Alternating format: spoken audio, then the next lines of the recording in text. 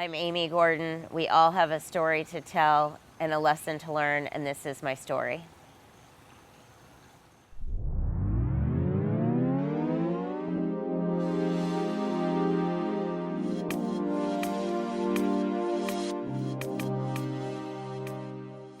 Hi, I'm Amy Gordon, and this is my story from my mouth.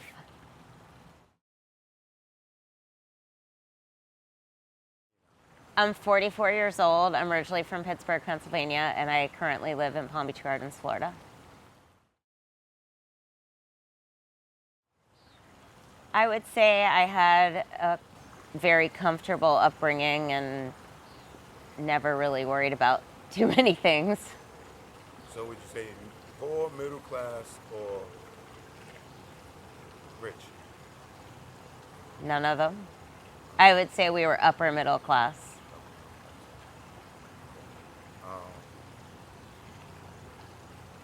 Did you grow up in a single parent home or a co-parenting home? So when I was 2 years old, my father died, and it was my mom and my brother and I until we relocated to Florida when I was 9, almost 10, and my mom got remarried, and that dad raised me.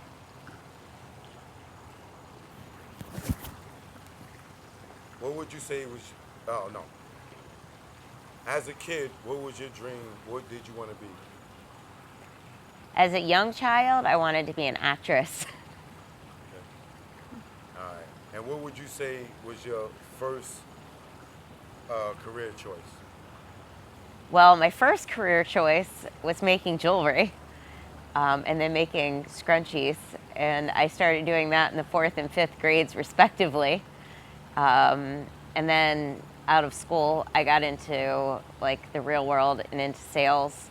And then I started my own company. I had an online women's boutique and a dog boutique long before a lot of stores even sold online. And now I'm back to making jewelry, so it's come full circle.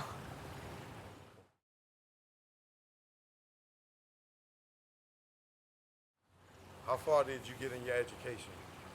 I finished my bachelor's degree in exercise physiology, and then I did some graduate work.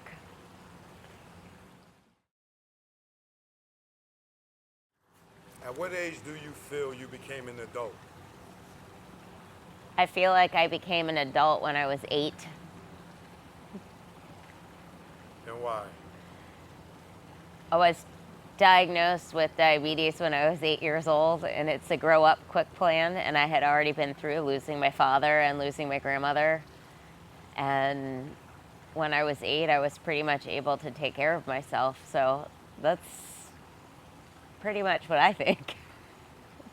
I was a little ahead of the curve.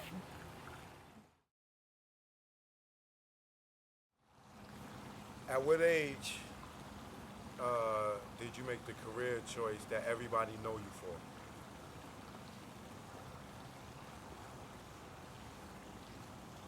I'm gonna have to go with 10, because in town, a lot of the women that I used to sell my jewelry to when I was a kid are buying it now, and they remember it from when I was a little kid.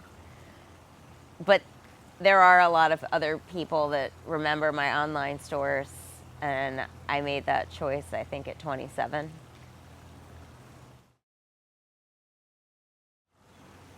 What are some of the struggles you had with your online business? So when I started my online business in 2004,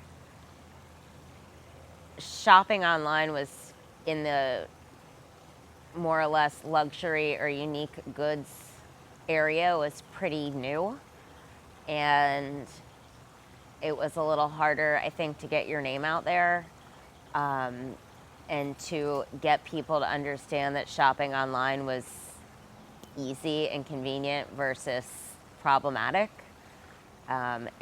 getting my vendors to understand that this is the future, because they were still living in the brick and mortar era. So I would say that was the biggest struggle.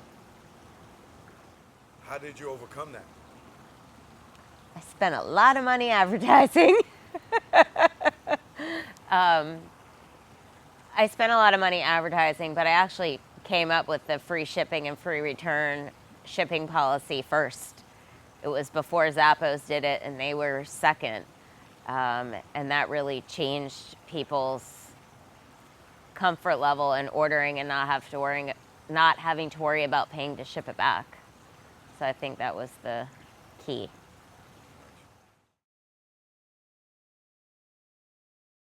Was there anyone close to you that doubted you? I wouldn't say when I started making jewelry again that anyone doubted me, because I had done it before and I was good at it, and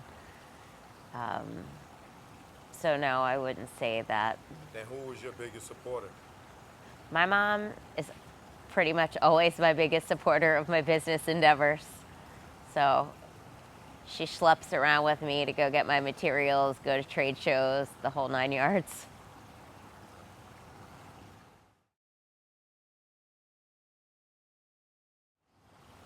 What is the highlight of your journey?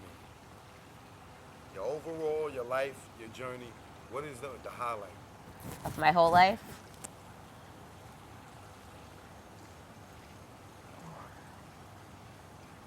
Just one highlight? You can say a few. Okay, so I would say the highlights were winning a gold ball national championship with my mom, traveling to Thailand last year with my husband, and seeing the Steelers win their 5th and 6th Super Bowls. Can you talk about your tennis career, you and your mom? So I started playing, my mom started teaching me when I was 2 years old, when we lived in Pittsburgh, and she was the head coach of the women's team at the University of Pittsburgh. And she'd toss me the ball and I'd hit them over and over and over again. And I played on and off as a kid, but didn't really take it very seriously until high school, where I played number 1 on my team. And then I went away from playing for 17 years and got back into it and started playing national tournaments. And I was ranked 10th in the country in the 30s.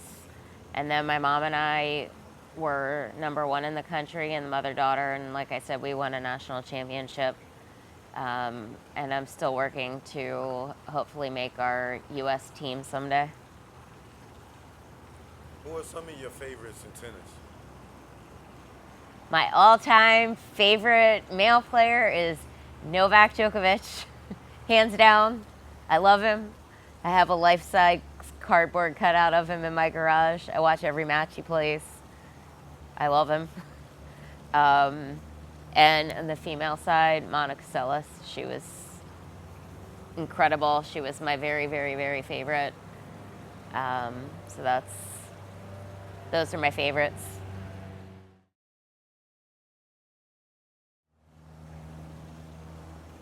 Of my life.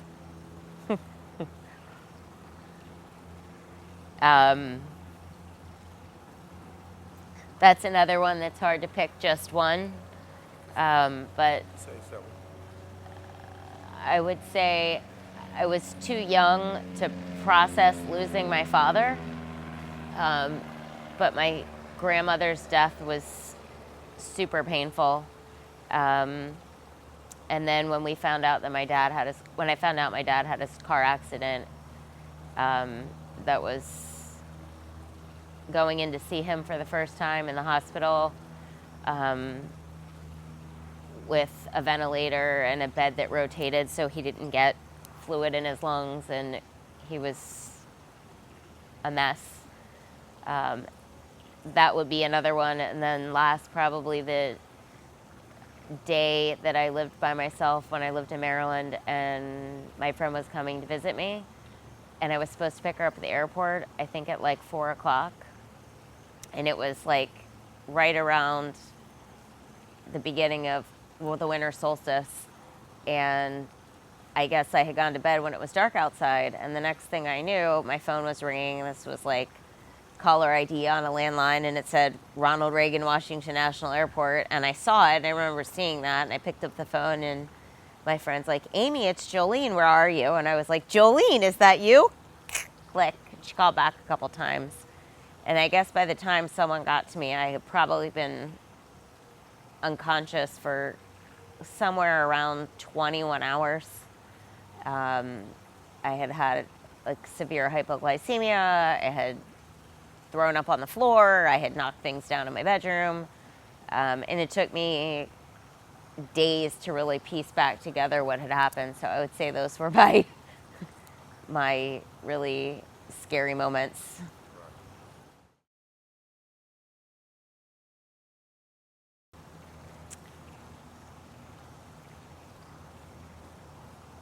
Theoretically, if I could go back and change something in my life, which I don't know if I would do, because I think that we go through each step in our journey to bring us to wherever we're supposed to be.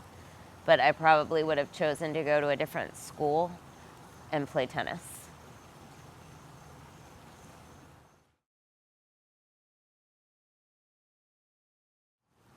There's someone watching this right now that wants to start a jewelry line, and they are going on the same road that you took. What potholes would you tell them to look out for? I would say to grow your business slowly and don't be strategic, don't overspend, don't spend a lot of money doing trade shows right off the bat.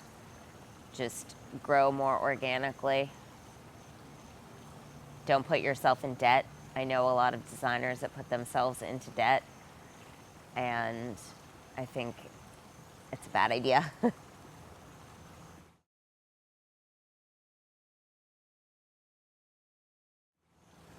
what is your focus today? In life or in business? Both. My focus in life right now is to just live in the moment and get through this pandemic and hopefully get my passport back out and travel.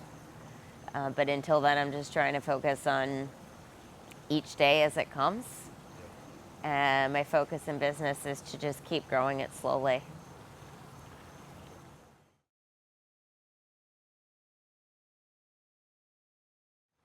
I'm Amy Gordon. We all have a story to tell and a lesson to learn, and this is my story.